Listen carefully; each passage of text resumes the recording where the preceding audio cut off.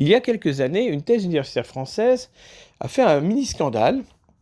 Elle était consacrée à l'univers mental des Schtroumpfs, ces personnages bleus créés par Peyo, ce dessinateur belge, de son vrai nom Pierre Culliford, il y a de nombreuses années. L'auteur de cette thèse, dans l'esprit relativement woke, accusait l'univers des Schtroumpfs d'être de nature fasciste, totalitaire ou nazie. L'argumentaire peut surprendre.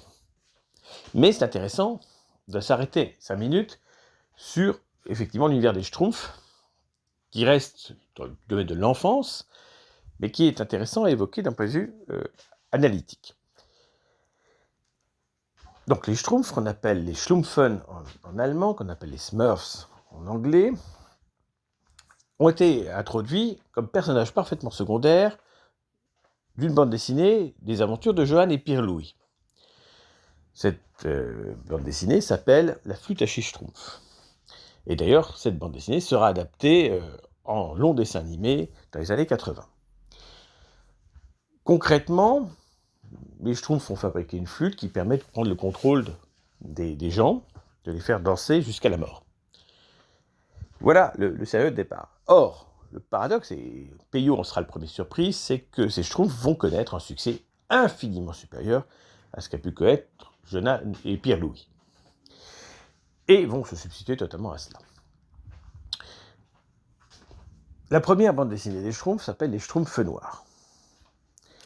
Elle évoque donc une mouche qui, piquant les Schtroumpfs bleus, les transforme en Schtroumpfs noirs qui deviennent extrêmement agressifs et en mordant les autres Schtroumpfs les contamine. Donc il y a le thème évidemment du virus et de la violence. Ça a déplu à certains et il a fallu masquer leur dimension en question par l'invention de ce qu'on appelle les Schtroumpfs violets, the Purple Smurfs. C'est-à-dire que dans l'édition anglo-saxonne, les Schtroumpfs noirs sont remplacés par des Schtroumpfs violets, pour éviter qu'on accuse cela de racisme. C'est dire à quel point on peut y aller loin. Et ça prouve que les problèmes woke d'aujourd'hui ne sont pas si récents que cela. Donc, une censure. Et puis ensuite, les bandes dessinées des Schtroumpfs vont continuer avec Peyo jusqu'à sa mort, et puis ensuite sans lui, par les héritiers qui vont reprendre le flambeau. Il y a toujours des bandes dessinées des Schtroumpfs qui sortent au moins une fois par an, comme Lucky Luke et tant d'autres qui ont survécu à leur créateur. De ce point de vue-là, l'univers des Schtroumpfs est intéressant parce que ça marque sans doute la trace de l'origine belge de son créateur, qui a réussi à avoir un succès au-delà des frontières de son pays, au-delà même du monde francophone, et notamment aux États-Unis. Ce qui est relativement rare, il faut quand même le dire. Tintin a eu également un impact international, mais moindre, c'est dire. Donc effectivement, comment marche la société des Schtroumpfs ? Elle marche comme une société opposée à celle des hommes. Et le principe général de presque toutes les bandes dessinées, c'est qu'à chaque fois un Schtroumpf tente d'installer dans sa société des principes repris chez les humains, et c'est évidemment catastrophique, ce qui fait remarquer au grand Schtroumpf qu'il ne faut jamais emprunter quoi que ce soit aux hommes. Alors, par exemple, le Schtroumpf financier, qui introduit la monnaie dans la société Schtroumpf, le résultat est catastrophique. Et il y a un côté assez monarchiste, en tout cas autocratique, chez les Schtroumpfs. Effectivement, le patron, c'est le grand Schtroumpf, qu'on reconnaît à sa barbe blanche, symbole de sagesse, et à sa tenue rouge. À chaque fois qu'il est absent, le chaos s'installe. Et c'est lui qui, à chaque fois, doit décider de tout. C'est lui qui donne des ordres aux autres Schtroumpfs pour faire fonctionner la société. N'oublions pas que Peyo est belge et que la Belgique fonctionne en monarchie, même si c'est une monarchie parfaitement républicaine dans les faits. Lorsqu'un des Schtroumpfs instaure le principe des élections donc dans le village, il devient Schtroumpfissime, une sorte de dictateur qui emprisonne ses opposants. On voit que la société Schtroumpf n'est pas faite pour des élections. Les exemples sont nombreux. C'est une société qui est également parfaitement, au-delà de la hiérarchie, compartimentée. Chaque Schtroumpf a des caractéristiques uniques et personnelles, qui peuvent être utiles pour l'ensemble de la communauté, comme le Schtroumpf tricolore, ou parfaitement inutiles, comme le Schtroumpf coquet. Mais en tout cas, ils ont tous leur personnalité, bien que tous les Schtroumpfs portent un bonnet blanc et portent des pantalons blancs. Ils sont presque stéréotypés et donc on les reconnaîtra à quelques différences près. Par exemple, le Schtroumpf à lunettes, évidemment, porte des lunettes et c'est le seul à le faire. C'est un univers 100% masculin. la sexualité n'existe pas chez les Schtroumpfs. Et effectivement, il faudra attendre l'introduction du personnage de la Schtroumpfette pour que cela change légèrement. Autre personnage important, classique, qui introduit dans la bande dessinée le voleur de Schtroumpf, c'est le fameux personnage de Gargamel, avec son chat Azraël. Donc le sorcier par excellence, sorcier maléfique évidemment, mais maladroit souvent, et dont l'obsession est de capturer les Schtroumpfs. Si l'histoire va évoluer sur ce plan, au départ, il a besoin de capturer, de tuer des Schtroumpfs pour pouvoir fabriquer une pierre philosophale qui permet de transformer les objets en or. Donc au départ, il y a une volonté purement manifeste de s'enrichir. Par la suite, ça va évoluer à une traque permanente, obsessionnelle, et évidemment comique, puisqu'à chaque fois, il est vaincu et puni. L'univers des Schtroumpfs va progressivement s'enrichir d'un certain nombre de personnages. Au départ, donc, il y a 100 Schtroumpfs. Et on rajoutera la Schtroumpfette, Zézette, une Schtroumpfette jeune, ou encore le bébé Schtroumpf.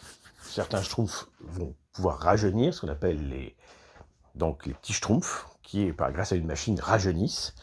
Et il y a d'autres personnages, évidemment, qui vont apparaître. La recherche de la conquête spatiale, par exemple, n'intéresse pas les Schtroumpfs, mais elle est évoquée. Le fait de pouvoir voler aussi. Il y a l'aéro-Schtroumpf, par exemple, pour ça, et le Cosmo-Schtroumpf. Tout cela, évidemment, montre la naïveté de vouloir réaliser cela. Les Schtroumpfs sont vraiment un contre-modèle de société. Donc, autoritarisme, ça c'est certain d'une certaine manière, même si le grand Schtroumpf apparaît bienveillant, et, on va dire, compartimentation des tâches. Le personnage de Gargamel, avec son chat Azraël, a pu être associé à certaines populations par ceux qui décrivent l'univers des Schtroumpfs. Effectivement, les formes en L rappellent des termes qu'on trouve au Proche-Orient, mais c'est certainement fortuit. Gargamel va ensuite lui-même être enrichi d'un certain nombre d'autres personnages, comme son frère jumeau, qui lui est bénéfique et plutôt gentil. Et récemment, on va lui rajouter sa propre mère, ou encore ses neveux, dont il aurait de temps en temps la garde. Bon, tout cela, évidemment, n'existait pas de l'époque de Peyo.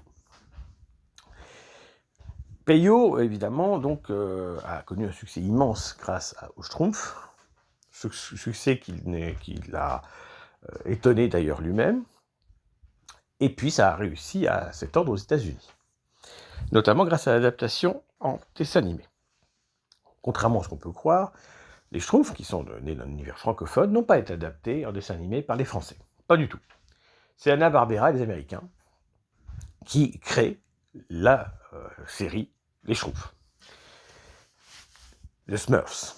Et c'est par les États-Unis que la série arrive en France, paradoxalement. Elle est diffusée d'abord dans Récréa 2, sur Antenne 2, donc France 2 aujourd'hui, et dans le cadre des émissions de Dorothée à l'époque où elle était sur le service public, avant de partir sur TF1 privatisé. Le générique évoque d'ailleurs en français Johanny Pierre-Louis et d'autres choses. Mais la musique des Schtroumpfs, c'est la Schtroumpflala, entre guillemets, qui est la musique thématique américaine et donc internationale de cet univers. Et puis ensuite, il y a eu des tentatives d'adaptation cinématographique plus ou moins réussies. Alors, il y a différents types d'adaptations. D'abord, un long dessin animé, qui a été fait à plusieurs reprises, et c'est aussi le cas de celui qui vient de sortir il y a quelques jours en France, où là, on voit donc un univers de bande dessinée et éventuellement quelques éléments graphiques de notre époque. Même chose donc avec les deux adaptations cinématographiques, américaines, là encore.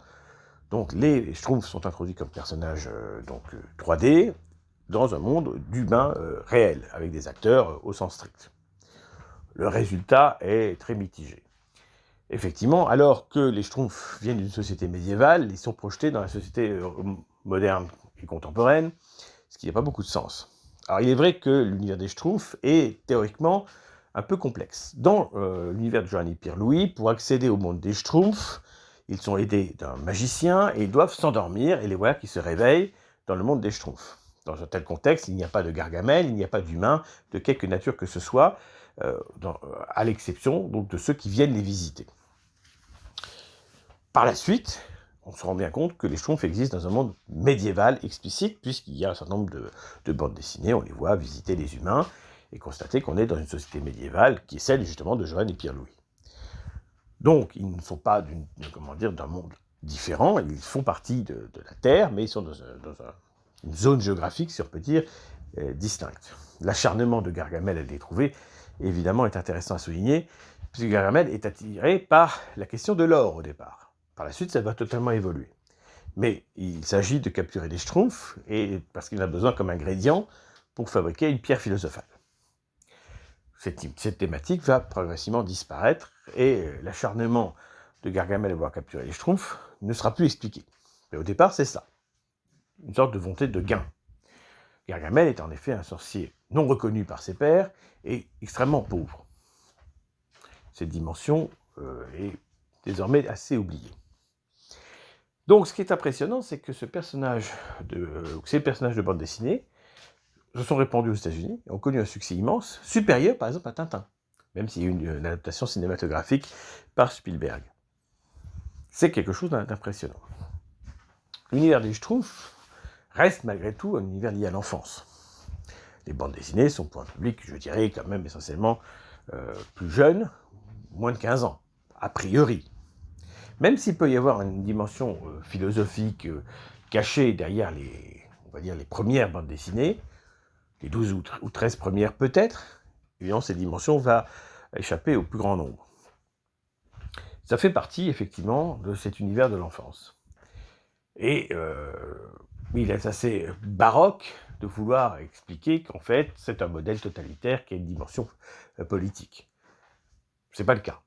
Il est clair que par contre, l'influence de la Belgique de son temps existe. Par exemple, le fait qu'il y ait une bande dessinée où les Schtroumpfs sont opposés en deux camps qui s'affrontent, les verts et les rouges ou quelque chose comme ça, ça rappelle les oppositions entre les Wallons et les Flamands que Peyo a pu connaître.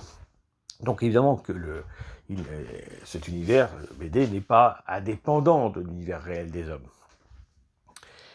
Et alors, il y a eu cette nouveauté, parce que le principal reproche qui était fait aux Schtroumpfs, c'est sur leur caractère donc exclusivement masculin. Le personnage de la Schtroumpfette est ajouté par la suite, mais c'est une création de Gargamel, donc une Schtroumpf féminine, qui au départ est assez mal dégrossie, avec des cheveux noirs non coiffés, un nez particulier, donc elle n'est pas très belle. Et c'est le grand Schtroumpf qui va la transformer en Schtroumpfette telle que vous la connaissez, avec ses cheveux blonds, etc. Dans les dernières versions animées, la Schtroumpfette est parfois présentée comme sportive et maître d'arts martiaux. Tout cela, évidemment, ce sont des inventions très ultérieures. On voit l'influence là du wokisme, du féminisme, etc. Une autre Schtroumpf féminine sera créée, le personnage de Zézette, une version jeune, si on peut dire, de la Schtroumpfette, par les mêmes moyens, évidemment, en utilisant les techniques de Gargamel. Jusqu'à présent, c'était ainsi. Et puis, il y a quelques années, les héritiers de Peyo ont décidé d'introduire ce qu'on a appelé, entre guillemets, le village des filles. C'est-à-dire concrètement des Schtroumpfs versions féminines qui existent parallèlement dans un autre village, qui sont liés notamment au monde animal de manière beaucoup plus nette. On voit des libellules et autres, et évidemment des chapeaux de couleur. Voilà. La version féminine des Schtroumpfs est donc beaucoup plus, on va dire, écologiste au sens strict, avec des noms de personnages qui sont tirés on va dire, des plantes. Donc c'est très différent sur ce plan-là. Donc évidemment, par contre, ce qui est commun, c'est qu'il y a le grand Schtroumpf, et il y a une grande Schtroumpfette du côté du village en question. Et puis il y a d'autres personnages qu'on découvre parfois dans certaines BD, comme les grands-pères Schtroumpf et grand-mères Schtroumpf, donc qui sont en dehors du village, et qui apparaissent dans des BD ultérieures. Alors tout ça ne sera pas forcément retenu par la suite, par les créateurs des nouveaux contenus, si on peut dire. Mais voilà comment le monde Schtroumpf fonctionnait. C'est intéressant de voir qu'il y a une querelle par rapport à ça. C'est-à-dire que tout devient une dimension politique. Mais c'est vrai que c'est la seule bande dessinée européenne, belge à ma connaissance, qui a eu un tel succès international. Bien au-delà de Blake et Mortimer et autres, qui sont des bandes dessinées géniales, disons clairement les choses. Blake et Mortimer, surtout l'époque évidemment du créateur d'origine, hein, Jacobs, qui donc, étudie tous les thèmes de la science-fiction au sens strict, l'Atlantide, des machines pour contrôler le climat, une grande guerre mondiale avec donc l'idée que le monde asiatique est menaçant pour l'Europe, hein, c'est le principe du secret de l'Espadon, le voyage dans l'espace,